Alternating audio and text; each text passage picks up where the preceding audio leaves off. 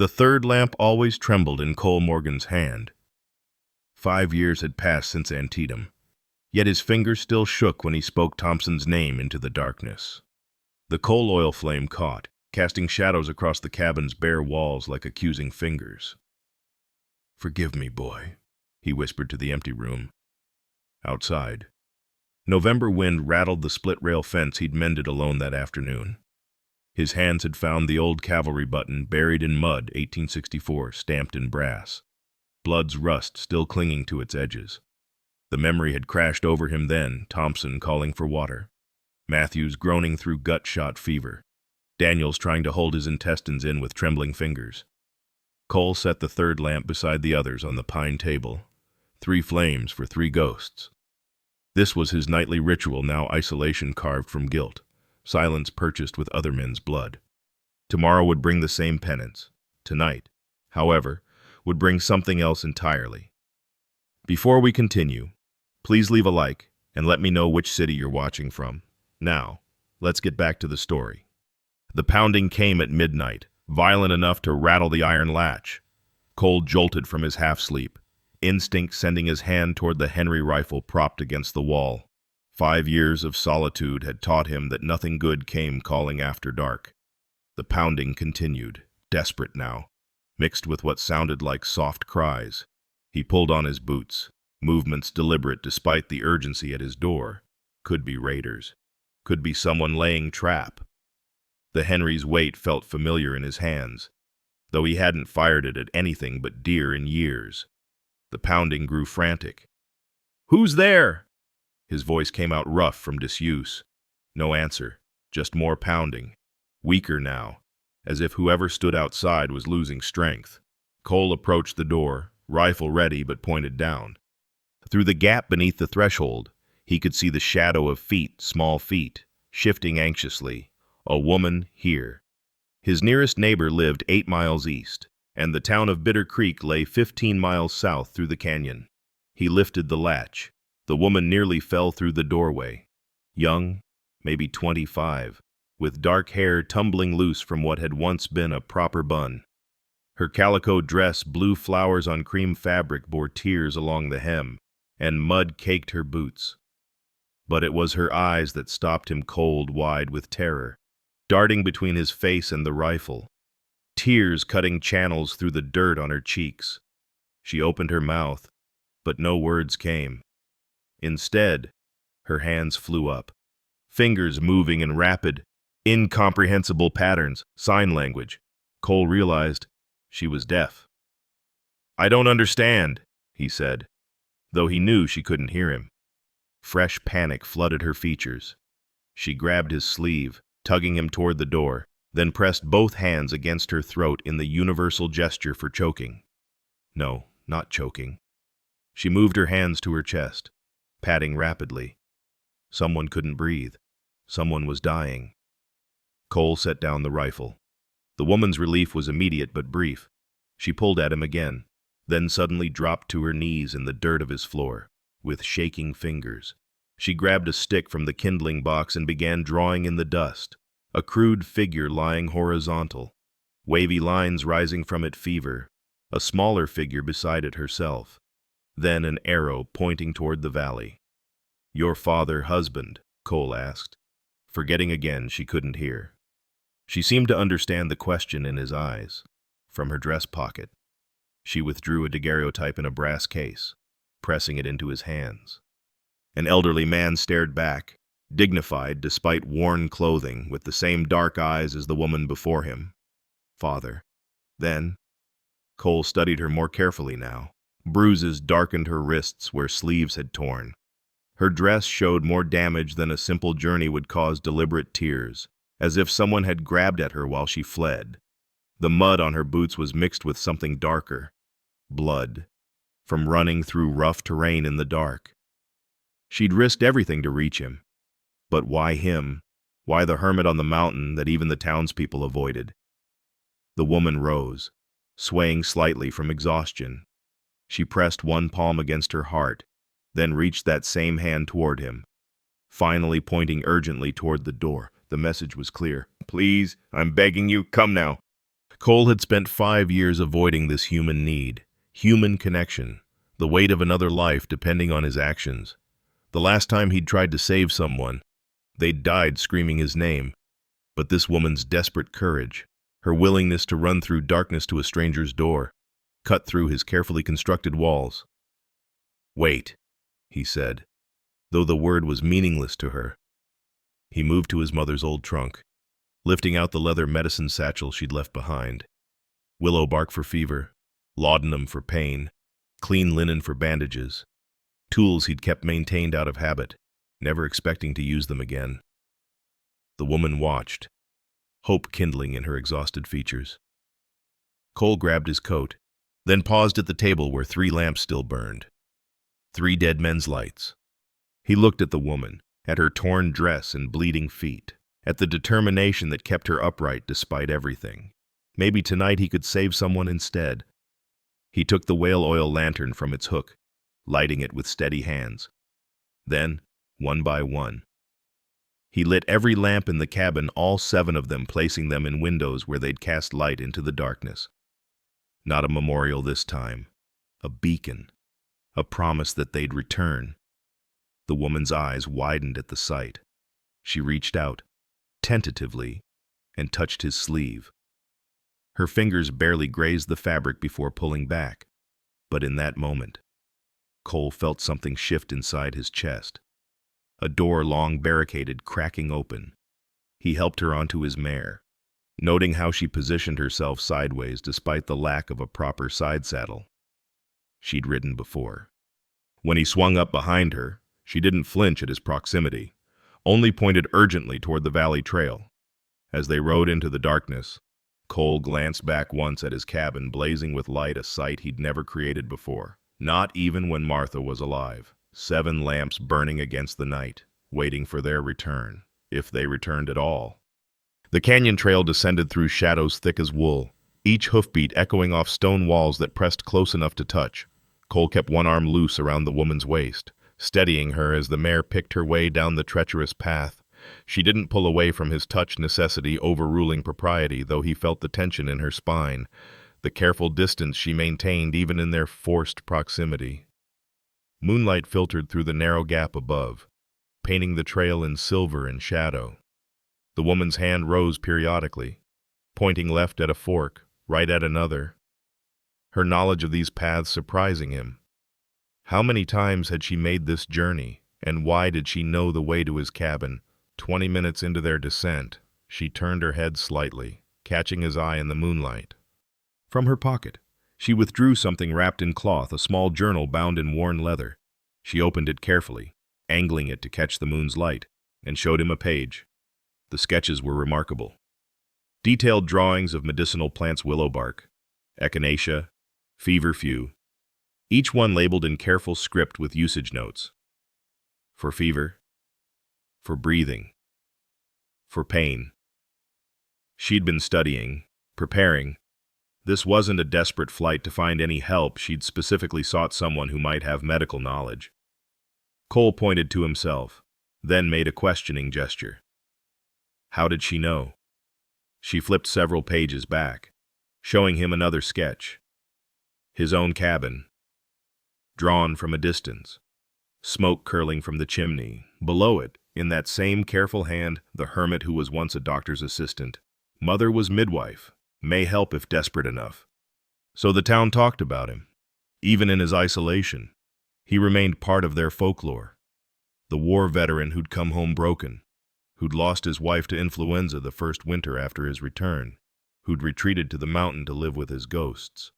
He wondered what else they said, what other truths and lies had reached this woman's ears, or rather, her eyes. She tucked the journal away and faced forward again, but not before he caught the exhaustion sagging her shoulders. Her feet, he noticed now, were bleeding through her boots. She'd run miles in the dark before reaching him. The bruises on her wrists were darkening to purple-black. Someone had hurt her, tried to stop her from leaving. The trail widened as they reached the valley floor, and Cole urged the mare to a faster pace. The woman leaned back slightly, just enough to share his warmth in the cold November air, though he doubted she'd admit to needing it. Her hair smelled of lavender and smoke, an oddly comforting combination that made him think of his mother's Sunday baths, back when life held such simple rhythms. She raised her hand again, pointing toward a cluster of cottonwoods ahead. Through the trees, he glimpsed light, a single lamp burning in a window.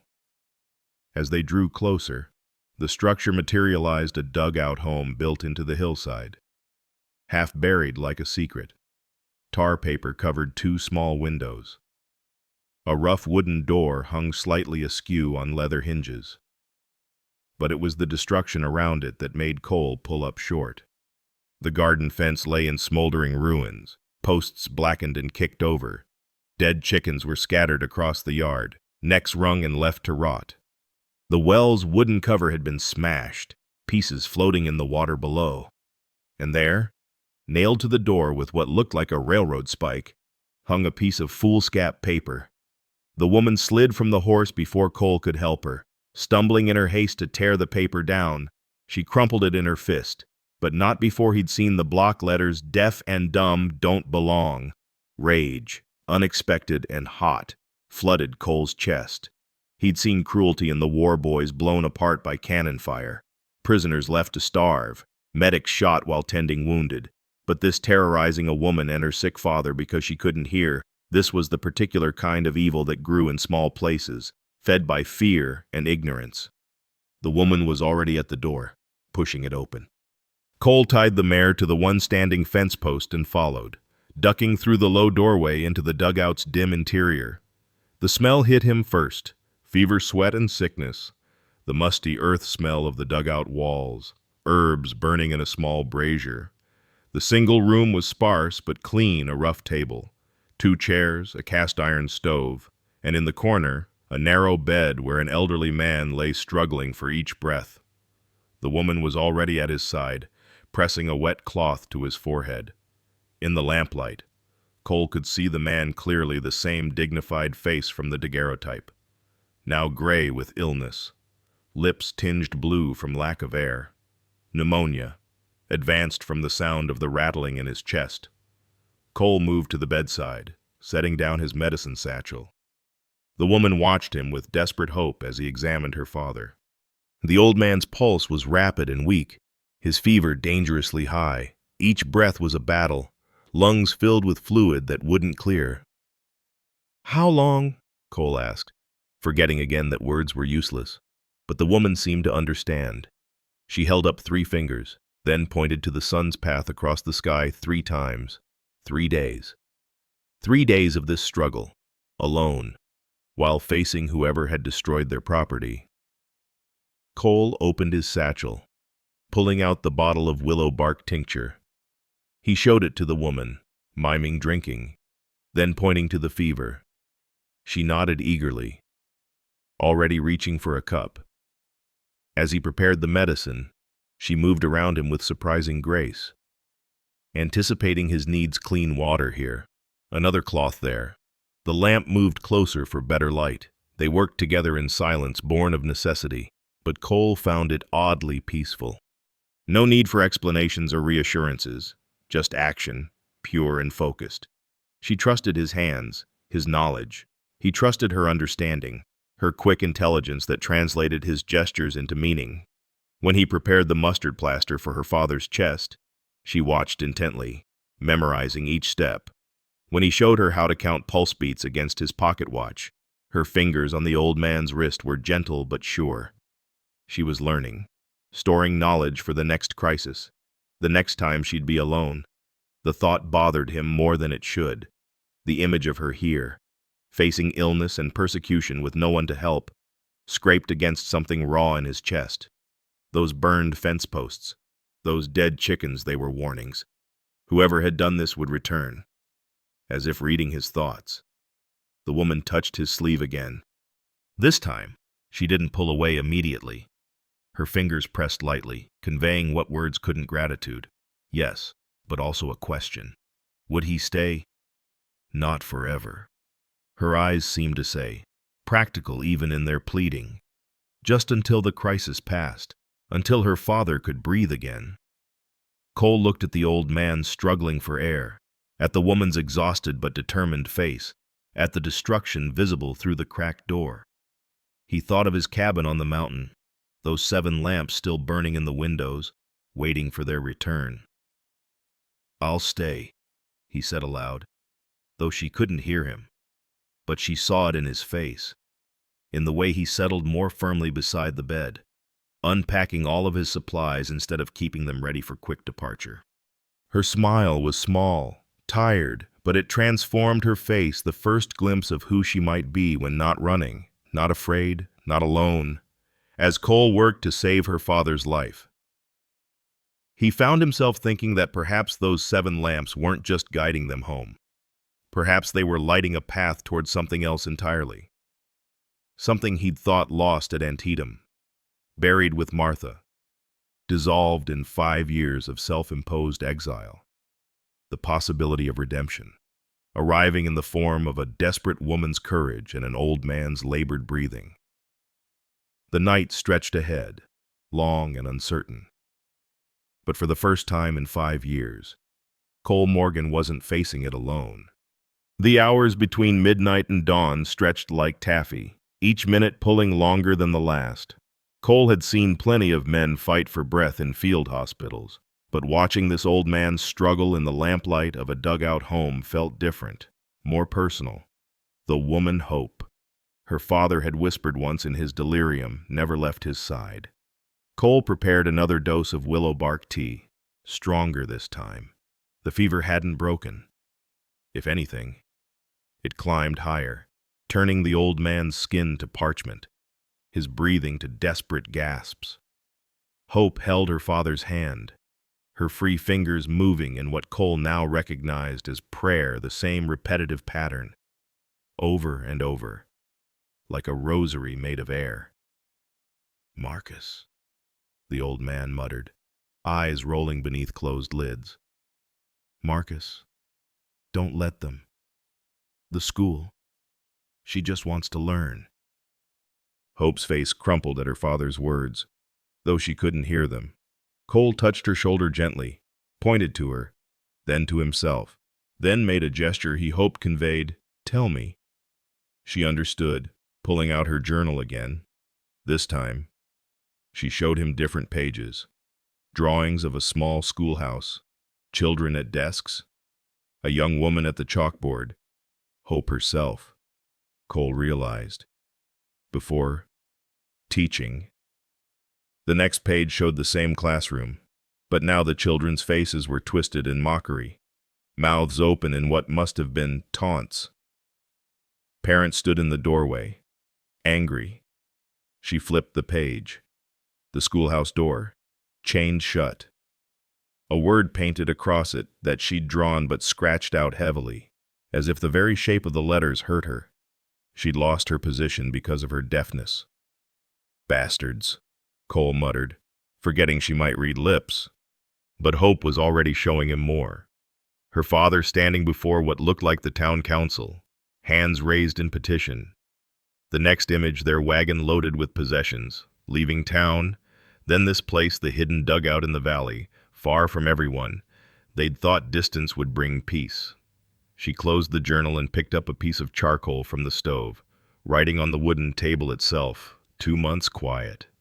Then they found us. Cole pointed to the destruction outside, eyebrows raised in question. Hope wrote, "Jedediah Slater wants our valley for cattle." The name hit Cole like cold water. Slater, he'd heard it even in his isolation. A man who'd come to Bitter Creek with Eastern money, buying up land from desperate farmers, pushing out anyone who wouldn't sell. The kind of man who saw Hope's deafness not as a simple difference but as weakness to exploit. Marcus thrashed suddenly, his breathing becoming a horrible wheeze.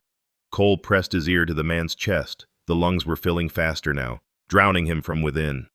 They needed to prop him up, help the fluid drain, but the narrow bed made it nearly impossible. Hope was already moving. She grabbed blankets from a trunk, rolling them to create support. Together, they lifted Marcus to a sitting position, his weight nothing but bones and fever. The old man's eyes fluttered open, focusing with effort on his daughter's face. His lips moved. Hope couldn't hear, but she read the shape of the words. her eyes filling with tears.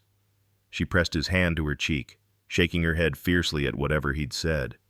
"No," Cole said firmly, understanding too well the look of a man preparing for death. "Not tonight."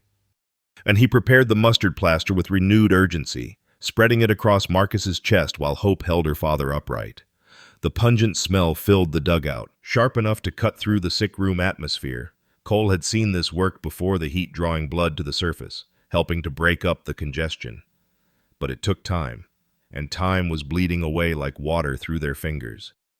Hope suddenly stood, moving to a shelf Cole hadn't noticed before. She returned with a small bottle of peppermint oil, the label faded but readable. She held it up with a questioning look. Cole nodded, impressed. Peppermint could help open airways, ease breathing. His mother had used it the same way. Hope poured a few drops into the pot of water heating on the stove, and soon the dugout filled with mentholated steam. She draped a cloth over her father's head, creating a tent to trap the vapors. They worked through the night this way, medicine and folk remedy, modern knowledge and inherited wisdom, silence and purpose intertwined. Hope anticipated his needs with uncanny accuracy, as if she could hear his thoughts. When he reached for clean cloth, her hand was already there with it.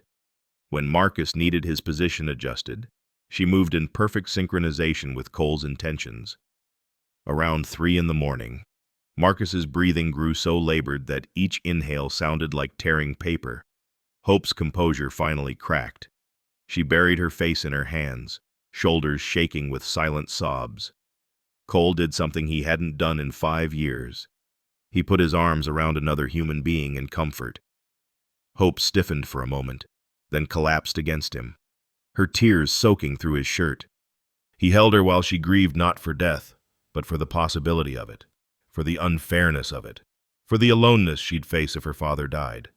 When she pulled back, embarrassed, Cole caught her chin gently, making her look at him. He pointed to Marcus, then to himself, then made a firm gesture he hoped she understood. "I won't let him die." It was a promise he had no right to make, but the trust that bloomed in her eyes made him determined to keep it. The crisis came just before dawn. Marcus stopped breathing entirely, his face going blue. Without thinking, Cole tilted the old man's head back, cleared his airway, and breathed into his lungs a technique he'd seen a field surgeon perform once. Controversial and strange, but it had saved a man's life. Hope watched, stunned, as Cole breathed for her father once, twice, 3 times. On the 4th breath, Marcus coughed violently, expelling a mass of phlegm and fluid. Then, miraculously, he drew a clear breath. Then another. The fever broke like a dam bursting. Sweat poured from Marcus's skin, soaking the bedding, but his breathing steadied, deepened, became human again instead of desperate animal gasps. Hope looked at Cole as if he'd performed a miracle. Perhaps he had. He'd brought a man back from the edge through sheer will and borrowed breath. It felt like redemption, small but real. As the first gray light touched the tar paper windows, Marcus opened his eyes clearly for the first time. He looked at his daughter, at Cole, at their joined efforts surrounding him, the medicine bottles, the steaming pot, the mustard plaster, the rolled blankets. "Hope," he whispered, voice raw but real. She couldn't hear him, but she saw his lips shape her name. The smile that broke across her face was sunrise itself. Marcus's gaze shifted to Cole, taking in this stranger who'd worked through the night to save him. "You're the hermit," he said, voice barely audible. "From the mountain?" Cole nodded. "Why?" Marcus asked.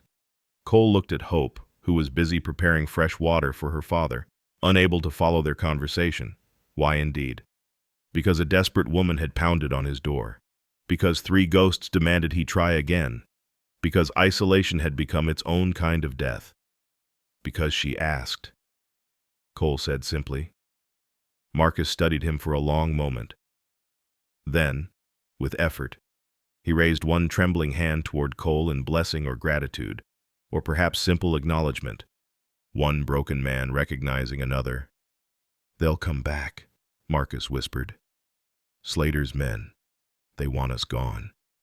Cole thought of the burned fence posts, the dead chickens, the poisoned well, the systematic cruelty of it. "Let them come," he said, surprising himself with the steadiness in his voice. "You're not facing them alone anymore." Marcus's eyes filled with tears, whether from relief, exhaustion, or something else. Cole couldn't tell. The old man squeezed his daughter's hand, then closed his eyes, falling into the first peaceful sleep he'd had in days. Hope looked at Cole over her father's sleeping form. She touched her heart, then extended her hand toward him, not quite touching, but offering. The gesture needed no translation. "Thank you. You saved him. You saved us." But as Cole watched the morning light creep across the valley, illuminating the destruction outside, he wondered if salvation was truly possible, or if they'd simply delayed the inevitable confrontation with the kind of men who saw difference as something to be destroyed. The 7 lamps in his cabin would have burned out by now. But something else had been lit in this dark dugout, a different kind of flame. One that had nothing to do with oil or wick, and everything to do with the choice to stand with others instead of apart from them.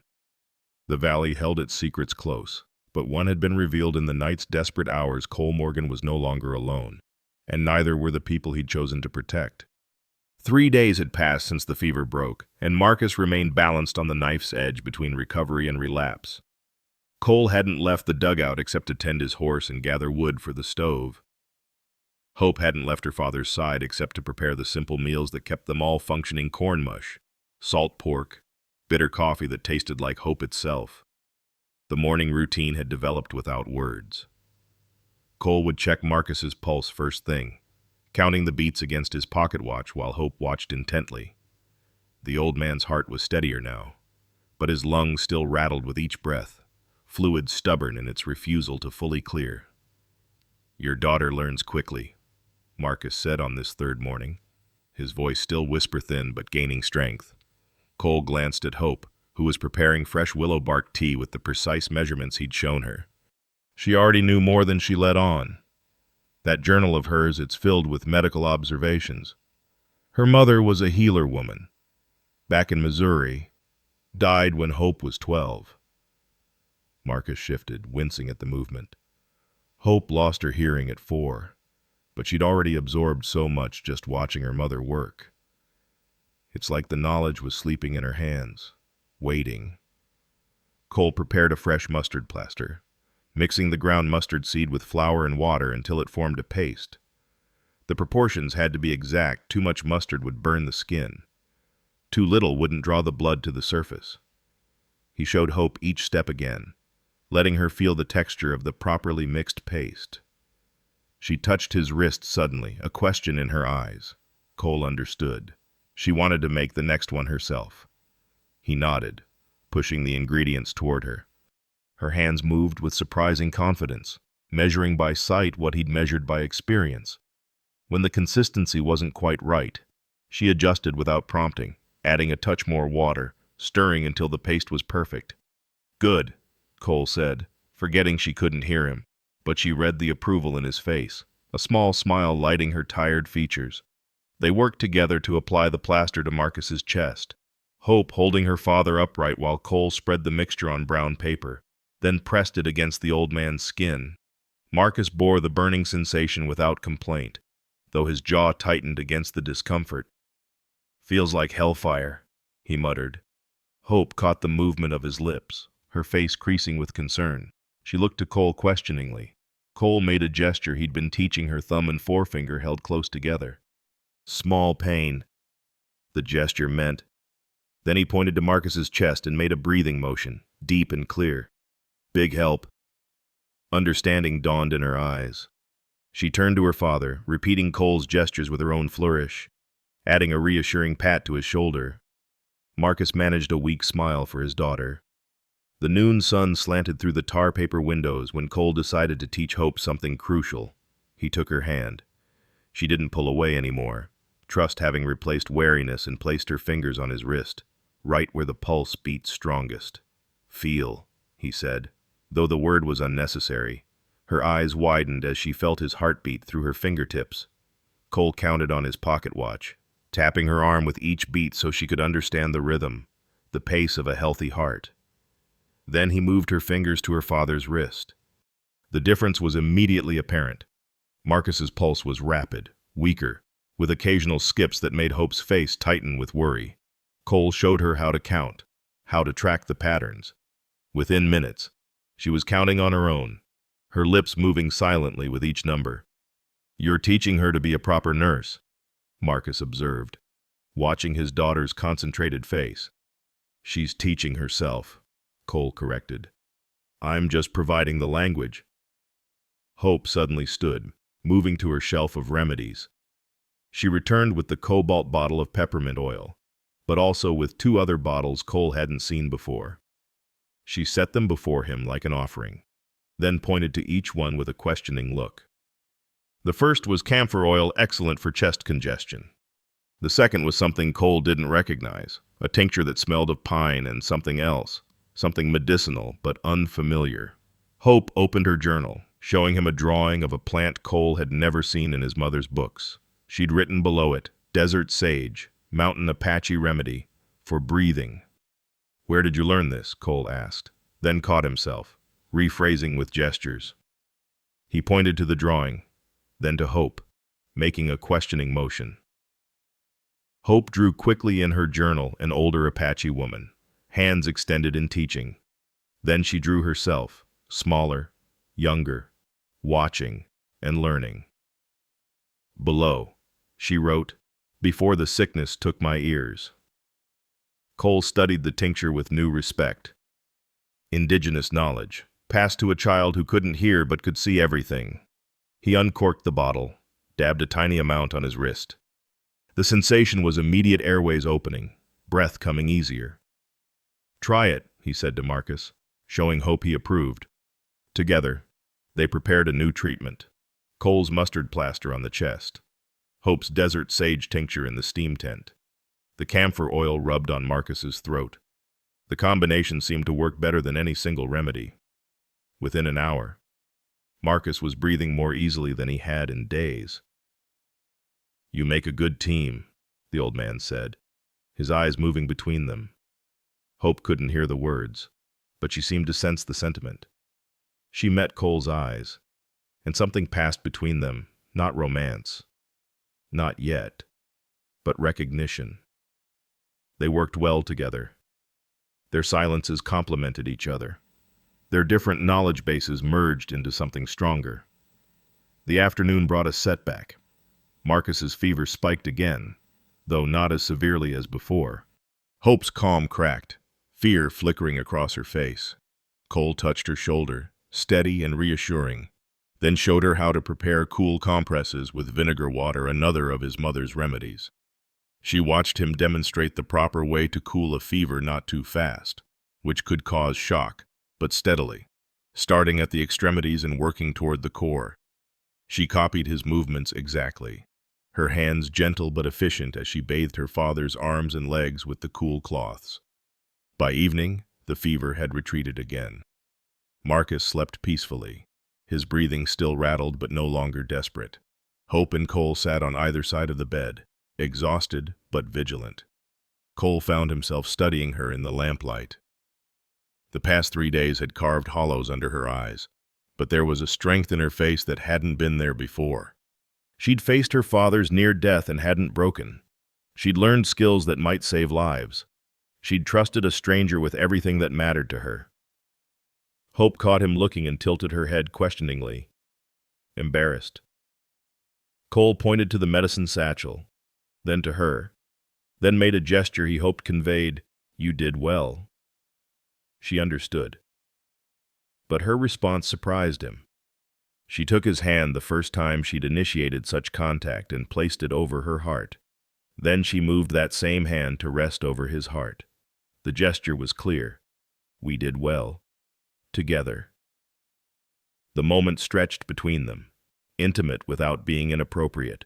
meaningful without words. Then Hope pulled back, a blush coloring her exhausted features. She busied herself with checking her father's pulse, using the technique Cole had taught her. Night fell softly over the valley.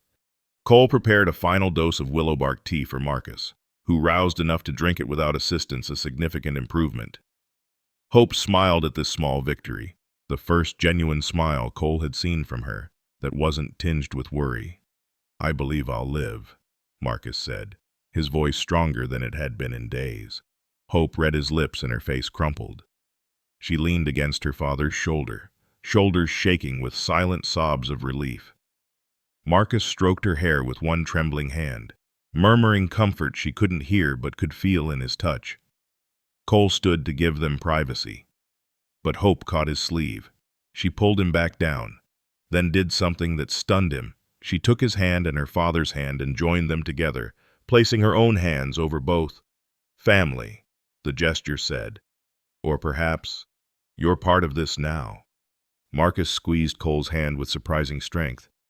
"You saved my life," he said simply. "Your daughter saved your life," Cole corrected. "Her courage, her knowledge, I just helped." Marcus smiled weakly. "Then you saved each other."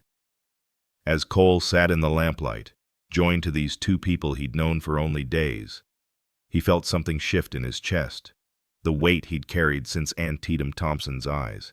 Matthews's gasps, Daniels's blood didn't disappear, but it moved aside, making room for something else. Hope dozed against her father's shoulder, her hand still resting on Cole's. Marcus's breathing deepened into real sleep, and Cole kept watch over them both, guardian of this small, strange family that had somehow become his. The mustard plaster had done its work. The fever had broken. The breathing had eased. But more than that, something had been built in this dugout over 3 days of silent cooperation and desperate hope. Not love, perhaps, not yet, but trust, understanding. The recognition that sometimes the most profound connections need no words at all. Tomorrow would bring new challenges. Slater's men would return. The valley's peace was temporary. But tonight, in the circle of lamplight, with hands joined and breathing steady, they had created something worth defending. Cole thought of his cabin on the mountain, those 7 lamps he'd lit as beacons. He didn't need them to guide him home anymore. He'd found what he was looking for right here, in a half-buried dugout. Teaching a deaf woman to count heartbeats and breathing for a man who'd lost the ability to breathe, redemption, he was learning, came in unexpected forms. The 5th morning brought unexpected clarity to Marcus's eyes and color to his cheeks that wasn't fever. He sat propped against rolled blankets, sipping broth that Hope had made from the last of their salt pork. Cole watched from across the small table, mending a harness that had broken days ago, busy work for idle hands that didn't know how to be still anymore. Hope sat between them, her leather diary open on her lap. She'd been drawing again, quick sketches that captured moments from the past days, Cole listening to her father's chest, the steam tent they'd constructed, hands joined in the lamplight. But now she turned to earlier pages, ones worn soft from repeated viewing. She showed Cole a drawing that made his breath catch. A little girl, perhaps 4 years old, standing in a doorway. Her mouth was open in what might have been song or laughter. Her ears were uncovered, normal, hearing. Below the image, Hope had written in a child's careful script, "Before." The next page showed the same child in bed, face flushed with fever. A woman bent over her with a wet cloth. The woman's face was turned away, but her posture spoke of desperation. Hope had written, "Scarlet fever, 4 days. Mama prayed." Cole looked at Hope, who was watching his face intently. She turned the page. The child again, but different. Sitting at a table while others' mouths moved around her in animated conversation. The child's face was confused, frightened. Her hands reached toward her ears. Below, the world went silent. Dear God, Cole murmured. Marcus stirred, his voice still weak but clear. She could speak, before. Had a voice like a little bird, always singing. The fever took that too, somehow. The doctor said the high temperature damaged something, not just her ears, but the connection between thought and speech. Hope couldn't hear her father's words, but she seemed to sense the weight of the conversation. She turned more pages, showing Cole her story in images. A classroom, children in rows, a younger Hope at the front with chalk in hand, writing on the board. Her face was radiant with purpose. The children were engaged, hands raised, learning. Below, I found my voice again. The next image was darker, the same classroom, but now parents crowded the doorway. Their faces were angry, mouths open in what must have been shouts. One woman pointed at Hope with accusation in every line. Hope had written, "They discovered, said I was deficient, dangerous." "Bastards," Cole said, not caring this time if she read his lips. Hope's eyes widened slightly, but she continued. The next drawing showed her alone in the empty classroom, chairs overturned, the word monster written on the board in someone else's hand. She was erasing it, but the ghost of the letters remained visible. Cole's hands clenched around the harness leather. He knew about being called monster. He'd felt it in his own reflection after Antietam, seeing only the man who'd let others die, who'd survived when better men hadn't. Hope touched his fist gently, loosening his grip. She showed him another page. This one was different. It showed her at a table, this table, in the dugout with her father across from her. Between them sat an array of objects, a McGuffey reader, a slate and chalk, a pair of brass-framed spectacles, dried herbs, medicine bottles. She was teaching herself, learning from books, from memory, from the natural world around her. Below she'd written, "Knowledge needs no ears." Marcus spoke again, his voice gaining strength with emotion.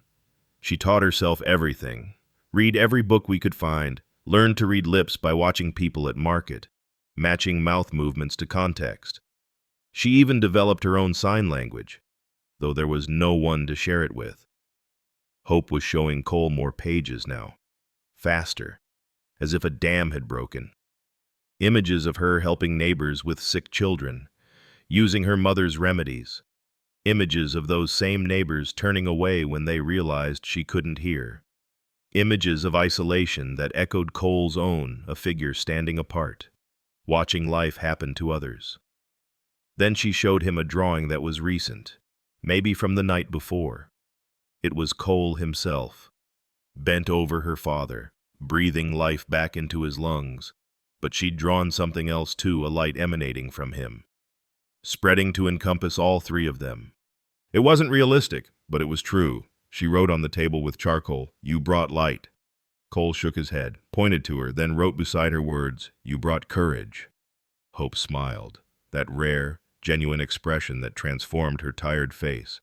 She pulled something from beneath her diary, another book, this one professionally bound.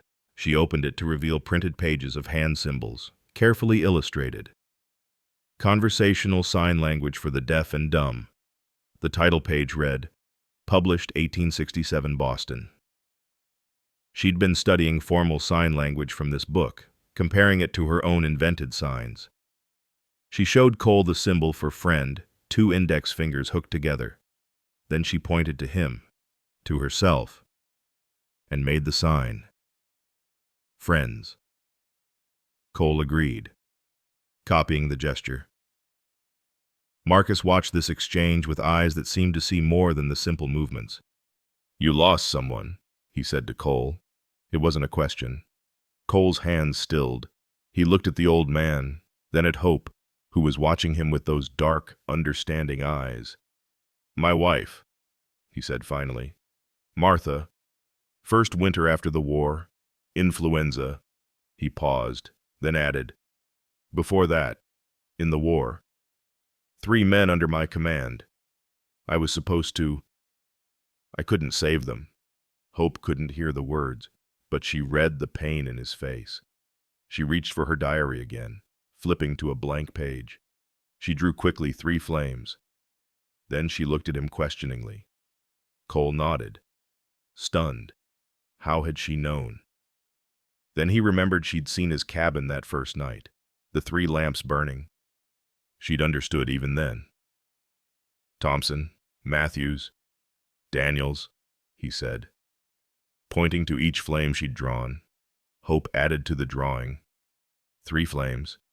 Yes, but now they illuminated a path. At the end of the path, she drew a door, open, with light spilling out. She pointed to Cole, then to the door, then made a gesture he didn't recognize from the book, her hand over her heart, then opening outward, like releasing something. Forgiveness, Marcus translated softly. That's her sign for forgiveness. She made it up for Sunday services, since the preacher wouldn't let her attend. Cole felt his throat tighten. This woman who'd been rejected, called deficient, banned from church, she was offering him absolution. She who had every right to bitterness held none, only understanding. The lamps, he said to Marcus, needing someone to hear this. I light them every night, say their names, ask them to forgive me for living when they didn't. And do they? Marcus asked gently. Cole looked at Hope's drawing the path from flames to open door.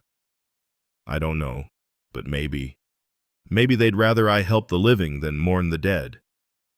Hope had been watching their faces, reading what she could from expressions. She stood suddenly, moving to the shelf where she kept her mother's remedies. She returned with something Cole hadn't noticed before, a small wooden cross, worn smooth from handling. She placed it in Cole's hand, then showed him another page in her diary. It was her mother's grave, marked with an identical cross. Below, Hope had written, she said the dead want only one thing from us, to live fully. Cole turned the cross over in his hands. Such a simple thing, but it felt like absolution, or permission, or both. Marcus shifted, wincing slightly. I need to tell you both something. His voice was serious now, urgent. Slater came himself the day before Hope ran for help. He made an offer, said he'd buy our land for 10 cents on the dollar. When I refused, he said accidents happen to people who can't hear warnings coming. Cole's jaw tightened. That's when they destroyed everything. That was just the beginning, Marcus said. He gave us 3 days to reconsider. Said after that, he couldn't be responsible for what his men might do. The old man's eyes met Cole's.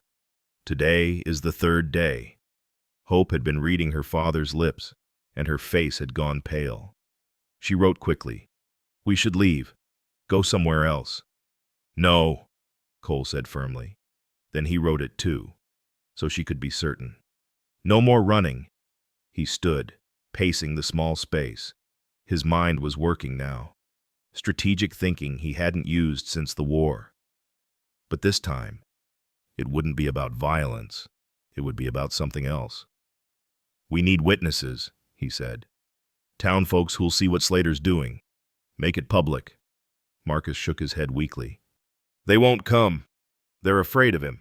Some are afraid, Cole agreed, but some are just uninformed. There's a doctor in town, Dr. Garrett. He helped me once, after Martha died. He's a good man. If he knew what was happening here. Hope was following the conversation as best she could. She wrote, why would anyone help us? Cole took the charcoal from her hand, wrote his answer carefully. Because courage is contagious. You taught me that. She read the words, and her eyes filled with tears. She reached for his hand, squeezed it once, then let go.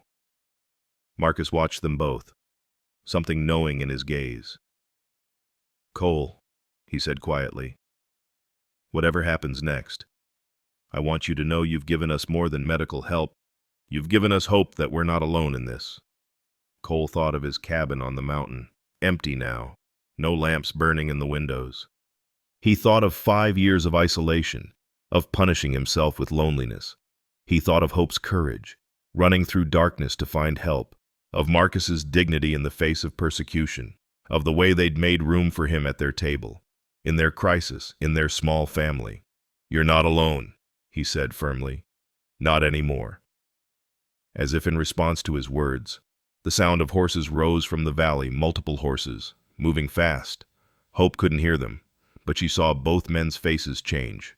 She stood, moving to the window, and her face went white at what she saw. 7 riders, dark against the noon sun. At their head, a man in a black coat and string tie, Jedediah Slater, come to collect his answer. Cole stood, but not to reach for a weapon. Instead, he took Hope's hand in his right, Marcus's in his left. "Together," he said. Hope couldn't hear the word, but she understood the gesture. She nodded, fierce and determined. Marcus squeezed Cole's hand with what strength he had. Together. The horses were getting closer. But for the first time in 5 years, Cole Morgan wasn't afraid. He had something worth protecting, something worth fighting for, not with violence, but with witness, with courage, with the kind of strength that came from standing beside others instead of standing alone. The door would open soon. Slater would make his threats. But this time, he wouldn't be threatening isolated, vulnerable people. He'd be threatening a family. And Cole had learned something in this dugout. In these days of silent cooperation and desperate hope, families, chosen or circumstantial, had their own kind of power, the kind that didn't need bullets to win. The 7 riders stopped just beyond the ruined garden fence, their horses stamping and blowing in the afternoon heat.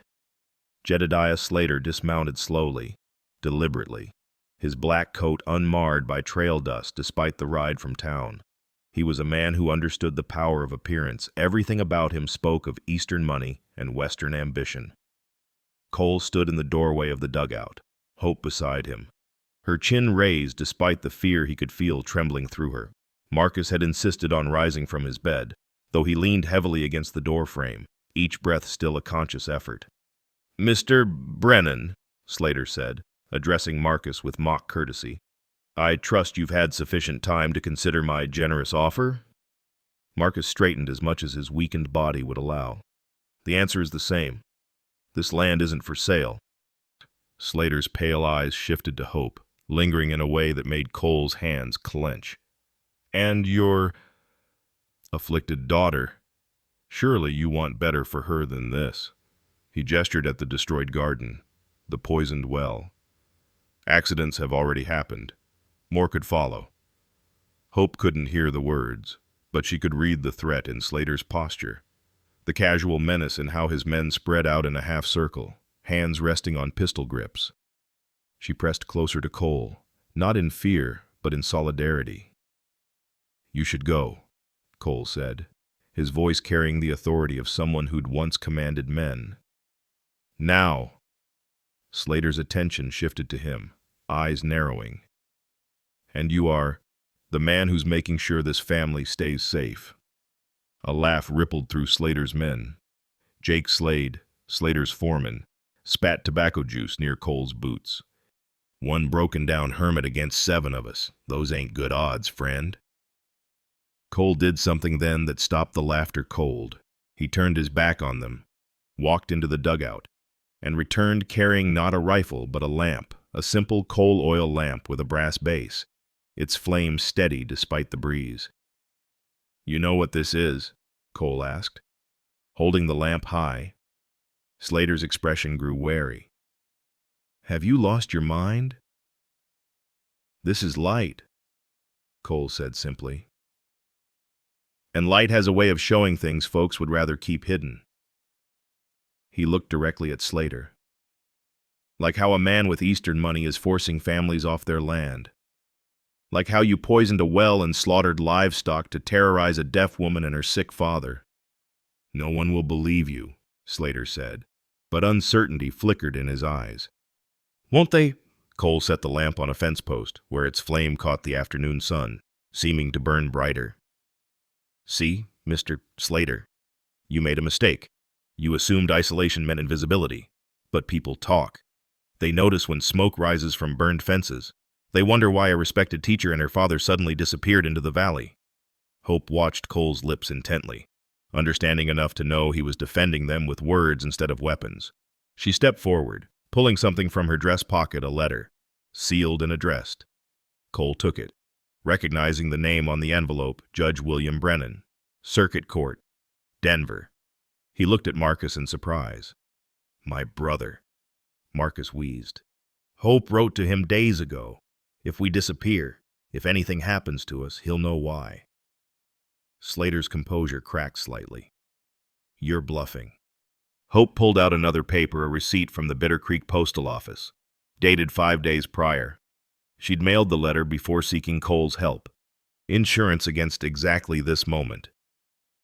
"Here's what's going to happen," Cole said, his voice steady as the lamp flame. "You're going to leave. You're going to stay away. And if anything happens to this family, that letter gets followed by a federal marshal's investigation." Slade shifted in his saddle. "Boss, maybe we should—" "Quiet," Slater snapped. He studied Cole, calculating. "You're nobody. A hermit. A coward who hides on a mountain." Cole felt the old shame rise, but Hope's hand touched his arm. Her fingers tapped a pattern. He recognized the sign for courage she'd taught him. He wasn't alone in this. "I was nobody," Cole agreed. "But now I'm the man standing between you and them. And I'm not moving." The tableau held for a long moment, 7 armed men facing one man with a lamp, a deaf woman, and a sick old man. It should have been absurd. It should have been hopeless. Then, from the valley road, came the sound of more horses. Everyone turned to see a buggy approaching, dust rising in its wake. As it drew closer, Cole recognized the driver, Dr. Garrett, his black medical bag visible on the seat beside him. But he wasn't alone. Behind his buggy came another wagon. And another? Town folks. Witnesses. Dr. Garrett pulled up beside Slater's men, his weathered face calm but determined. "Afternoon, Jedediah. Boys." He climbed down from his buggy, medical bag in hand. "Heard there was sickness out here. Came to check on my patient." "There's no sickness," Slater said coldly. "Just a business discussion." "Is that so?" Dr. Garrett walked past him, approaching Marcus. "Mr. Brennan, you're looking peaked. That pneumonia still troubling you." He turned to Cole. "Mr. Morgan, good to see you off that mountain. Your mother would be proud. You following her healing ways." Cole's throat tightened. Garrett had known his mother, had worked alongside her during the influenza outbreak years ago. The doctor's presence here was no accident. More townspeople were arriving. Mrs. Patterson, the minister's wife, carrying a basket of food, Tom Bradley, the blacksmith, with tools to repair the fence. Even Sheriff Dobbs, old and tired but still wearing his star, rode up on his gray mare. "Quite a gathering," Dobbs said mildly, but his eyes were sharp as they took in the destroyed property. The armed men, the family standing together. Problem here, Slater? Slater's jaw worked. He was trapped. Too many witnesses now. The story would spread how he'd terrorized a deaf woman and her sick father, how he'd tried to steal their land. "No problem, Sheriff," he said finally. "Just leaving." He turned to Marcus, his voice low enough that only those closest could hear. "This isn't over." Hope, reading his lips, stepped forward. She pulled out her journal, wrote quickly, then tore out the page and handed it to Slater. He read it, his face flushing. "You little—" "What does it say?" Sheriff Dobbs asked. Slater crumpled the paper, but Mrs. Patterson was quicker, snatching it from his hand. She read aloud, "My ears don't work, but my eyes do. I saw you meet with the railroad surveyor. This valley is on their planned route. That's why you want our land." Gasps rose from the townspeople. Railroad speculation, buying land cheap from desperate families, then selling high to the railroad companies. It was legal, but barely. And public opinion could destroy a man's reputation faster than any court. "Smart girl," Dr. Garrett said admiringly. You've been watching, haven't you? Hope nodded, then wrote on another page, showing it to the crowd. I watch everything. I remember everything. I can testify to everything. Slater looked around at the growing crowd, at the faces that were no longer neutral but hostile. His empire was built on intimidation and isolation. Public scrutiny was poison to his methods. We're leaving, he said abruptly. He mounted his horse, his men following suit.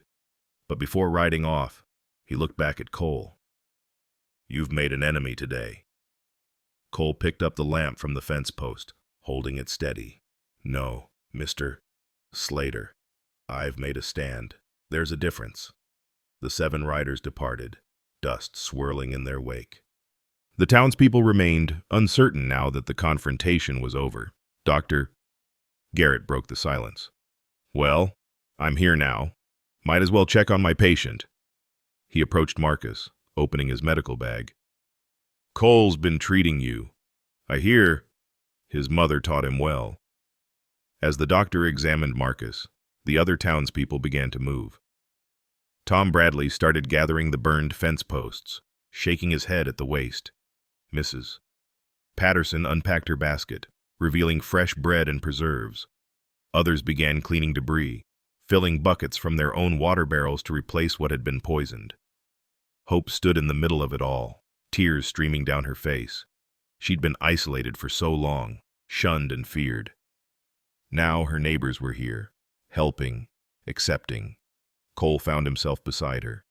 She looked up at him, her hands moving in signs he didn't recognize. But then she did something simpler. She placed her hand over her heart, then reached toward the people helping, then back to her heart. Love, community, belonging.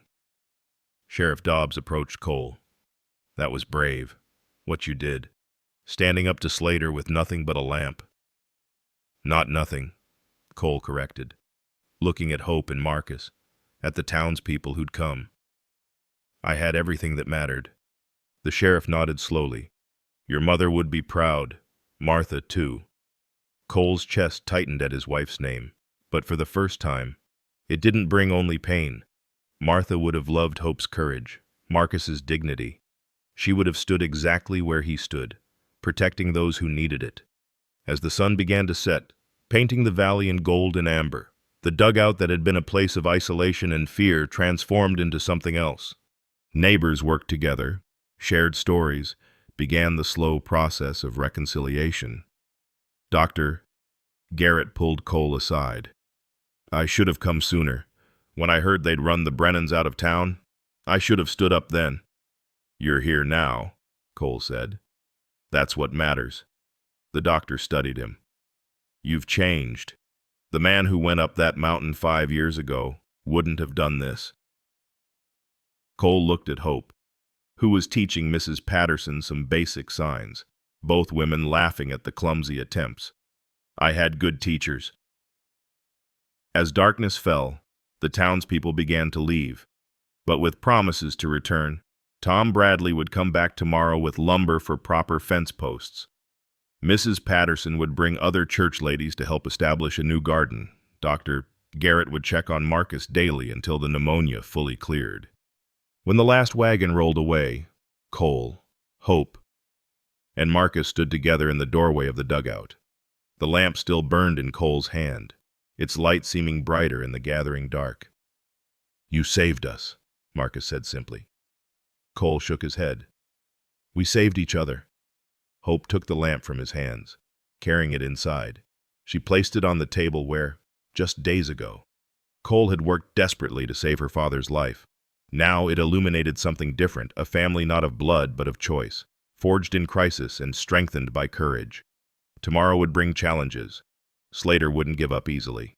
The town's prejudice wouldn't disappear overnight. But tonight, in the circle of lamplight, they were safe.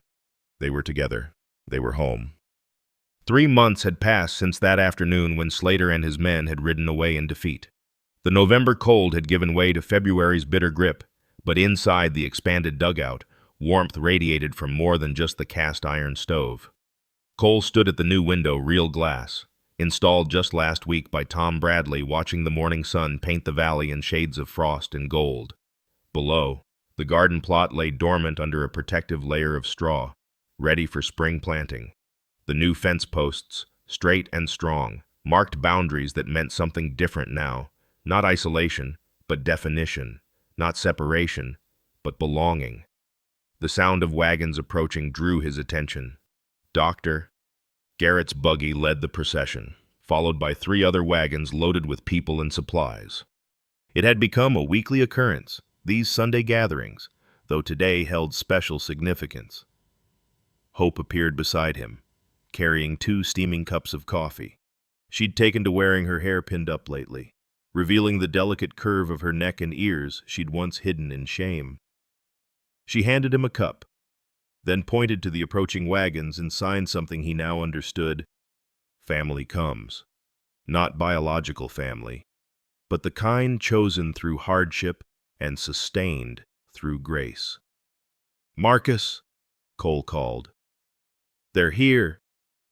The old man emerged from the back room Cole had helped build onto the dugout, a proper bedroom with a wood floor and a small window facing east for morning light. Marcus moved slowly, but steadily, the walking stick Cole had carved for him tapping against the floorboards. His breathing came clear now, no rattling or wheezing, though he'd never regain his full strength. "How do I look?" Marcus asked, smoothing his freshly trimmed beard. Hope read his lips and smiled, adjusting his collar with gentle fingers. She signed something to him that made him chuckle. Their private language had evolved to include jokes and teasing, things that would have seemed impossible during those desperate first days. Dr. Garrett arrived first, but not alone. His daughter Elizabeth accompanied him, a young woman near Hope's age who'd been learning sign language with passionate dedication. She'd brought books from Denver proper instruction manuals for American Sign Language, which Hope devoured like a starving person given bread. "Good morning," Elizabeth signed carefully to Hope, her movements still slightly stiff but improving. Hope's face lit up. She signed back, slowly so Elizabeth could follow, then pulled her into a warm embrace. To have a friend, someone her own age who made the effort to enter her silent world, it was a gift beyond measure. Mrs. Patterson arrived next with several church ladies, their arms full of fabric and supplies. They'd been working on something special, a quilt for Hope's new bed, each woman contributing a square that told part of the story of the past 3 months. "We thought you should see it before we finish binding it," Mrs. Patterson said, unfolding the quilt across the table. The squares were beautiful, each one crafted with care. One showed a lamp burning in darkness. Another depicted hands clasped in friendship.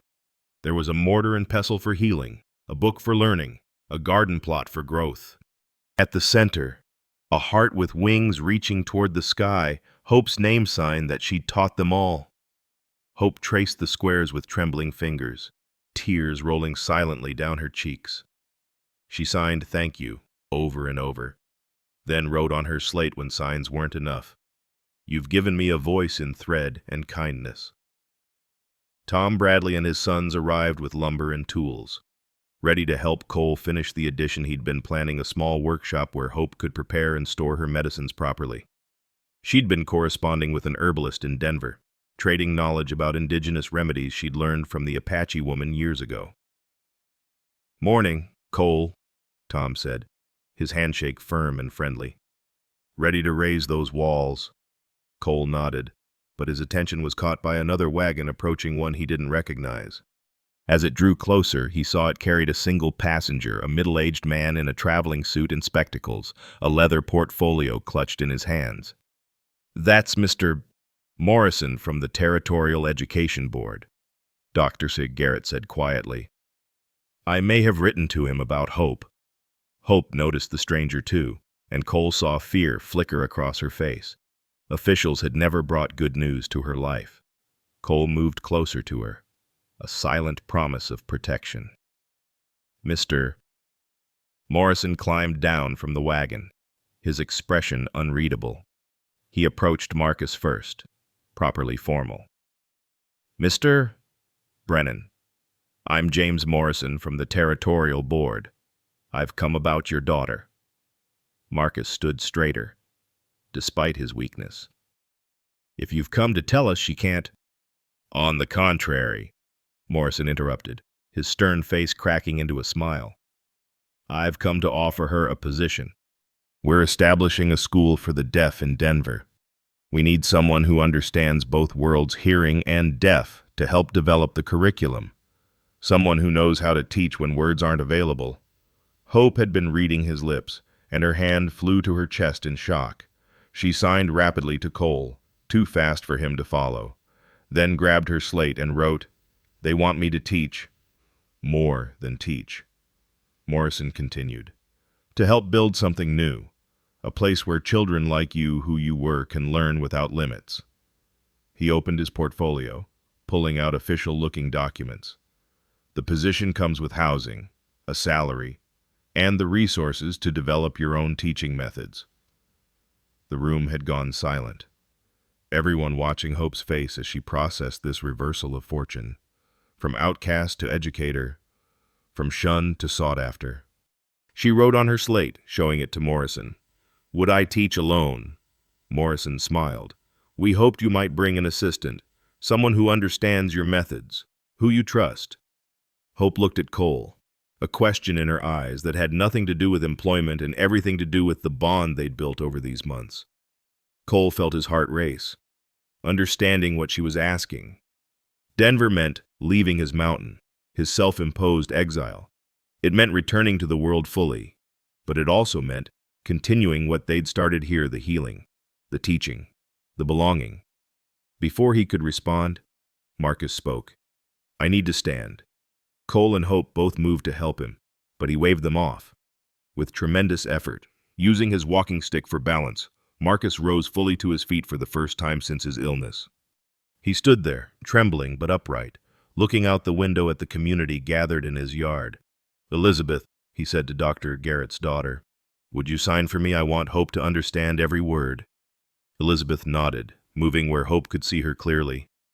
Marcus spoke slowly, his voice rough with emotion. "Daughter, you've spent your life believing your deafness made you less than whole. But look around you. Look at what you've built. You taught Cole to heal again not just bodies, but his own soul. You taught this town that different doesn't mean dangerous. You taught me that my little girl is stronger than any prejudice or persecution." Elizabeth's signs flowed, translating love into movement. Hope watched, tears streaming down her face. "If you go to Denver," Marcus continued, "you'll teach hundreds of children that their silence doesn't diminish their voice. But know this wherever you go. You've already changed the world. You changed mine." Hope crossed to her father, wrapping her arms around him as he swayed on his feet. They stood there, father and daughter, survivor and advocate, holding each other up in all the ways that mattered. When they parted, Hope turned to the room full of people who'd become family. She signed slowly, Elizabeth translating aloud. "3 months ago, you were strangers who feared me. Today, you're here building my workshop, making my quilt, offering me dreams I never imagined. How can I leave this, Mrs. Patterson stepped forward. "By knowing you'll come back. By knowing we'll be here.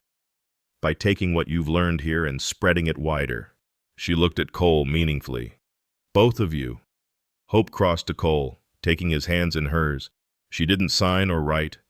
Instead, she placed his palm over her heart, then moved it in an upward arc toward the sky, her name sign, but also something more, an invitation, a question, a future. Cole thought of his cabin on the mountain, empty these 3 months while he lived here, helping rebuild. He thought of the 3 lamps he no longer needed to light because the ghosts had been replaced by purpose. He thought of Martha, who would have loved this brave, brilliant woman who spoke volumes in silence. "Yes," he said simply. Hope read the word on his lips, and her smile was sunrise itself. The rest of the day became celebration. The men raised the workshop walls, the structure taking shape with surprising speed when many hands shared the labor. The women finished binding the quilt, each taking a ceremonial stitch to seal their participation in Hope's story. Dr.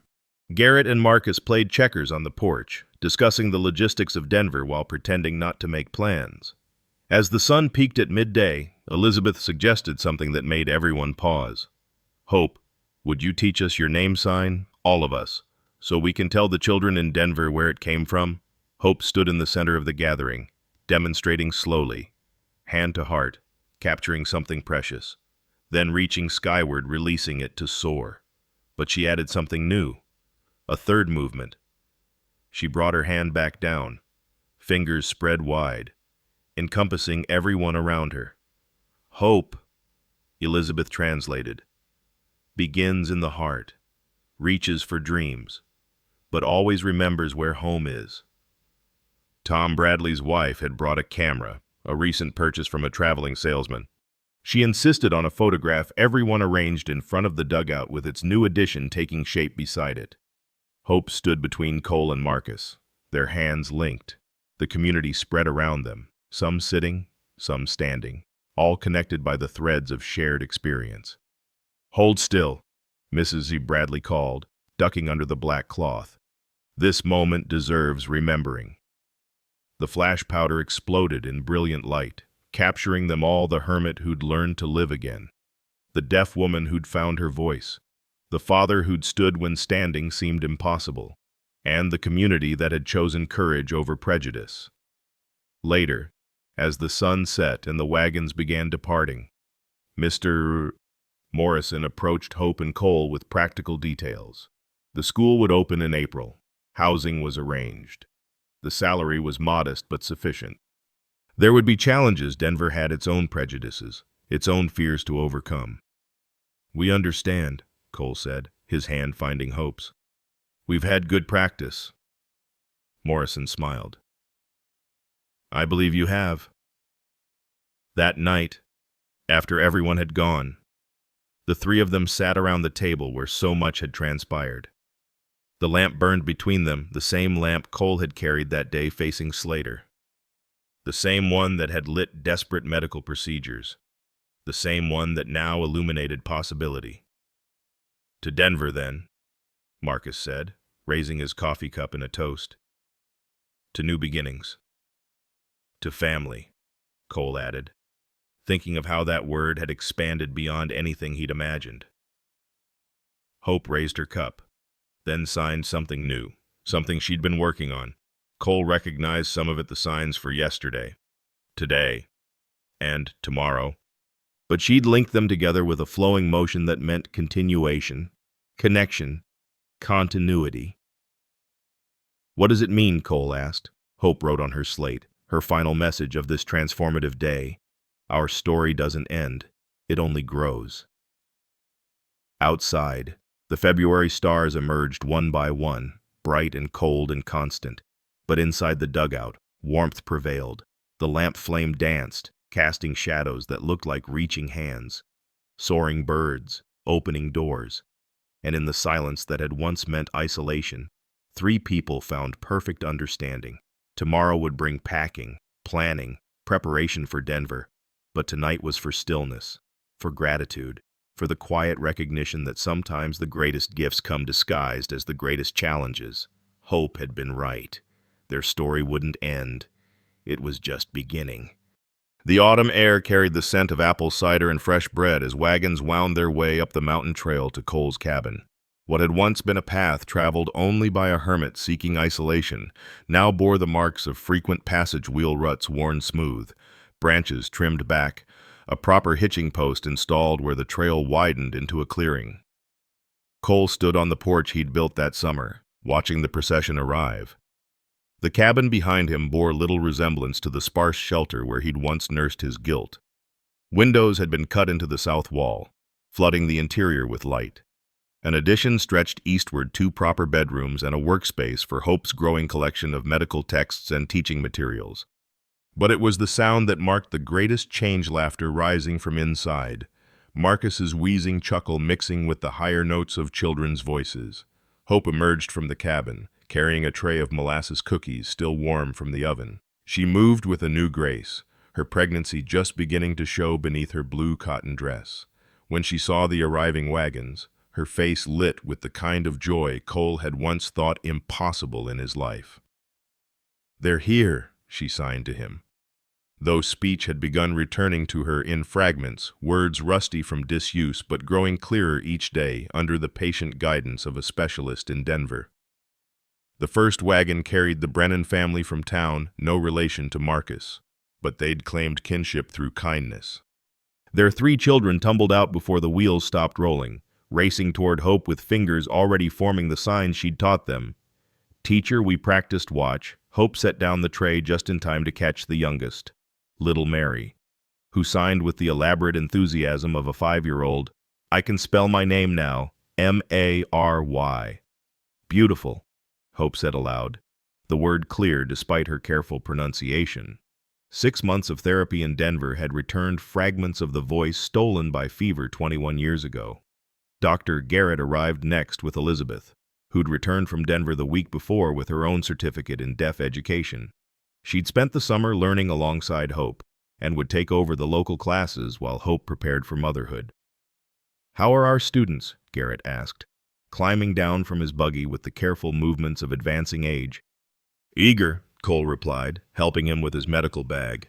They'd maintained their Wednesday medical rounds together, Cole serving as Garrett's hands while the older doctor provided the knowledge. "The Johnson boy's cough has cleared completely." Tom Bradley's wagon carried something special, a cradle he'd crafted from pine, carved with delicate flowers and birds. His wife had stitched a tiny quilt to match the larger one they'd made for Hope, continuing the story in miniature. "For the little one," Tom said gruffly, embarrassed by the emotion in his voice. "Every child needs a proper bed." Hope touched the cradle with reverent fingers, then surprised Tom by speaking, "Thank you." The words were thick, imperfect, but they were hers. Tom's eyes widened. "You're talking learning," Hope corrected carefully, then signed the rest. "Some words want to come back, others stay silent. Both are okay." More wagons arrived, filling the clearing with neighbors who'd become family. Mrs. Patterson brought her famous apple butter. The minister carried his worn Bible for the blessing they'd planned. Even Sheriff Dobbs appeared, older and grayer but still wearing his star, leading a small pony. "For the young ones," he said, gesturing to the children who'd gathered around Hope. "Figured they might like rides while the adults handle the harvest work." The afternoon unfolded in organized chaos. Men worked the small cornfield Cole had planted, gathering the harvest with practiced efficiency. Women prepared food on tables made from sawhorses and planks, their conversation flowing between spoken words and the signs Hope had taught them. Children ran between the workers, carrying water, stealing cookies, shrieking with the kind of abandon that comes from absolute safety. Marcus sat in the rocking chair Cole had placed in the shade, his fiddle across his lap. His fingers weren't as nimble as they'd once been, but when he drew the bow across the strings, the music that emerged was sweeter for its imperfection. He played the old songs, Red River Valley, Sweet Betsy from Pike, melodies that pulled at memory and meaning. Hope stood beside her father, translating the music into movement for the deaf children she'd been teaching. Her hands flowed like water, capturing rhythm and emotion in gesture. The children watched, mesmerized, understanding for the first time that music could exist in silence, that beauty could be felt as well as heard. "Dance with me," Cole said to Hope, taking her hand. She looked surprised. In all their months together, through courtship in Denver, through their quiet wedding in June, through building this new life they'd never danced. "I don't know how," she signed. "Neither do I," Cole admitted. "We'll learn." They moved together in the space cleared before the cabin, neither leading nor following but finding their way through mutual adjustment. Hope couldn't hear the music, but she felt it through the vibrations in the porch boards, through the rhythm of Cole's heartbeat where her hand rested on his chest, through the joy radiating from the watching crowd. Others joined them. Elizabeth danced with the minister's son, both signing jokes that made them laugh. "Doctor." Garrett led Mrs. Patterson through a stately waltz that belonged to their younger years. Even the children joined, creating a signing choir that accompanied the dancing with visual music. As the sun began its descent toward the western peaks, painting the sky in shades of amber and rose, the minister called for attention. It was time for the blessing they'd gathered to witness, not a wedding, for that had already occurred, but a blessing of the home, the harvest, and the child to come. "We stand on ground once marked by isolation," the minister began, his voice carrying across the clearing. "Now we stand on ground transformed by love. Cole Morgan, who withdrew from the world, opened his door to need. Hope Brennan Morgan, who the world tried to silence, became its teacher. Marcus Brennan, who nearly left us, stands as witness to the power of determination." Hope read his lips, tears rolling down her cheeks. Cole pulled her closer, his hand resting protectively over the small swell where their child grew. "This home," the minister continued, "built from loss and renewed in love, stands as testament that no darkness is so complete that light cannot enter, no silence so profound that communication cannot flourish, no isolation so deep that community cannot reach it." He raised his hand in blessing. "May this home know continued joy. May this family grow in love. May this child inherit not just life, but the courage of its parents and the wisdom of its grandfather. And may all who enter here find what Cole and Hope found in each other: redemption, purpose, and peace." "Amen," the gathering chorused, the word rippling through the crowd in speech and sign. As twilight approached and the wagons began their descent, Cole found himself alone with Hope and Marcus in the cabin that had become truly home. The rooms that had once echoed with emptiness now held evidence of life. Hope's medical journals scattered on the table, Marcus's fiddle in its worn case, tiny baby clothes Mrs. Patterson had helped Hope sew. Cole lit the first lamp, the one that had always trembled in his hands, but tonight his fingers were steady. "Marcus," he said, naming the first flame, not for the dead, but for the living father who'd trusted him with everything precious. He lit the second lamp. "Hope," the woman who'd hammered on his door and his heart until both opened, who'd taught him that silence could speak louder than words, that broken things could be made stronger in the mending. The third lamp waited. Cole had always lit it for Daniels, the youngest of the three who'd died at Antietam. But tonight, for the first time in 6 years, he spoke a different name. "Cole," he said quietly. "For the man who chose to live." Hope moved beside him, her hand sliding into his. She understood without explanation. She always had. Marcus rose from his chair, joining them at the table where 3 flames now danced. "Show me," Marcus said to Hope. "Show me your name for us." Hope's hands moved in the sign she'd created, not just her own name, but what they'd become, heart to sky to encompassing embrace. But she added something new, a cradling motion at the end. "Family," she said aloud, the word perfect in its imperfection. Cole moved to light the other lamps, 4 more flames joining the original 3, 7 lights, as there had been that first night when Hope had come seeking help. But now they illuminated not escape but arrival, not ending but beginning. Hope took Cole's hand and placed it on her belly. The baby moved the first flutter he'd been able to feel, like a butterfly testing new wings. In that moment, surrounded by light and love, Cole understood that redemption hadn't come through forgetting the past, but through using it to build something better. "Next year," Marcus said, settling back in his chair with his pipe, "we'll need a bigger table, more chairs, maybe another addition to the cabin." "Already planning it," Cole replied, his arm around Hope's shoulders. "Tom Bradley says he'll help. We'll build a proper schoolroom for Hope's classes." Hope signed something complex, her face glowing with excitement. She was designing curriculum for the Denver school, corresponding with educators from the East, slowly building a network of support for deaf children across the territory. Outside, the first stars appeared in the darkening sky. The harvest moon rose full and bright, casting silver light across the valley below where their story had begun. Inside, 7 lamps burned in the windows, beacons that no longer called for rescue but announced presence, permanence, belonging. Cole thought of Thompson, Matthews, and Daniels, the three who'd died all those years ago. He'd carried their ghosts for so long.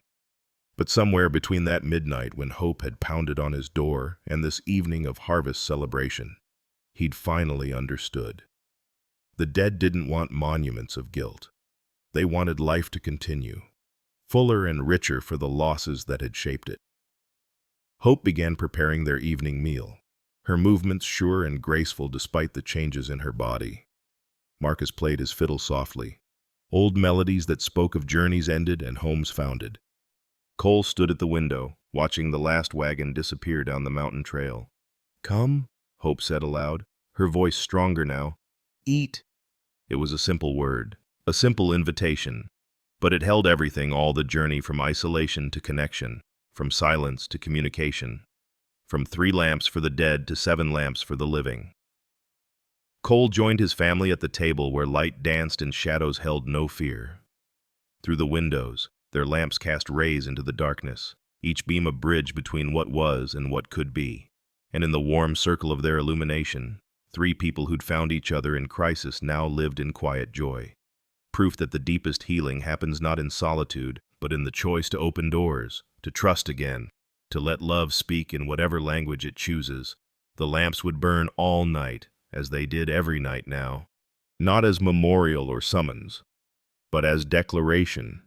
Here lives hope. Here lives healing. Here lives home. And in the small life growing between them, already loved beyond measure, lived the promise that their story would continue, one heartbeat and one small word at a time, forever reaching from darkness toward the light. I've told you this story because I need you to understand something I learned too late. Gratitude isn't just about being thankful for what we have. It's about recognizing that our broken places are where others' light gets in. Cole Morgan lit 3 lamps every night for dead men who couldn't forgive him because he couldn't forgive himself. Hope Brennan lived in silence, believing her deafness made her less than whole. Marcus faced death certain he'd failed to protect his daughter. Each of them thought their wounds defined them. But here's what I know now: family isn't about blood or even words. It's about showing up at midnight with trembling hands. It's about lighting lamps not for ghosts, but for the living who need to find their way home. It's about learning someone's language, whether it's signs or silence, or simply standing witness to their pain until it transforms into purpose.